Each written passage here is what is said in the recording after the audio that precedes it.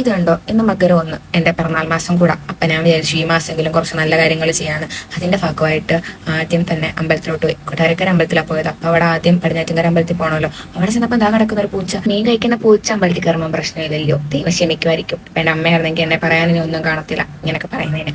എന്നാലും ഞാൻ പറയും കുറച്ച് നല്ല കാര്യങ്ങളായിക്കോട്ടെ എന്ന് വിചാരിച്ചിട്ട് അമ്പലത്തിൽ കയറുന്നതിന് മുന്നേ എൻ്റെ മനസ്സിൽ വന്നതല്ല ഇമാതിരി തോന്നിവാസങ്ങളായിരുന്നു.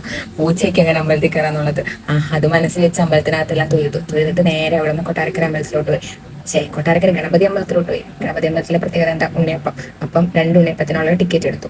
എന്തിനാ 2 ഉണ്ണിയപ്പം? അമ്മ എടുത്താലും ഉണ്ണിയപ്പം വാങ്ങിക്കൊണ്ട് ചെല്ലണേന്ന് പറഞ്ഞു. എന്നിട്ട് അവിടെ നിന്ന് നേരെ ഒരു തേങ്ങയും വാങ്ങിയിട്ട് അമ്പലത്തിന്റെ കുളത്തിലിറങ്ങി ആ തേങ്ങ കഴിയുമ്പോൾ മറന്നുപോയി. അപ്പൊ ആ വീഡിയോ കാണുമ്പോഴാണ് ചിന്തിക്കുന്നത്. ദേഹത്ത് വെള്ളം കുടഞ്ഞിട്ട് അവിടെ നേരെ കൊട്ടാരക്കരയാണല്ലോ, ഇത് എടുത്തെടുത്ത് പറയേണ്ട ആവശ്യമുണ്ടോ? ഗണപതി അമ്പലത്തിനുള്ളിലോട്ട് പോയി.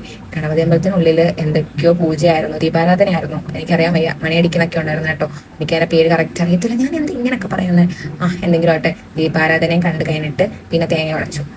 തേങ്ങ പൊട്ടി, ഇച്ചിരിയെ പൊട്ടിയോളൂ. സത്യത്തിൽ നല്ലോണം പൊട്ടണമെങ്കിൽ മനസ്സ് നന്നാവണം. എങ്ങനെ നന്നാവുന്നത്? അമ്പലത്തിനുള്ളിൽ കയറിയപ്പം പൂച്ച എങ്ങനെ അമ്പലത്തിൽ കയറി? പൂച്ച വെച്ചാന്ന്, പൂച്ച മീൻ കഴിച്ചാൽ പ്രശ്നമില്ലോ എന്ന് ചിന്തിച്ചിരിക്കുമല്ലായിരുന്നു. അങ്ങനെ പിന്നെ അവിടെ തുണിയപ്പം വാങ്ങി തിരിച്ചു വരുന്ന വഴിക്ക് ഞാൻ കണ്ടു. ഇത് കണ്ടോ, ഈ സാധനം കാണാൻ കറക്റ്റ് ഒരു ഗണപതിയെ പോലെ തോന്നില്ല. എനിക്ക് തോന്നി. ഒരാർക്കെങ്കിലും തോന്നുന്നുണ്ടെങ്കിൽ പറയണേ.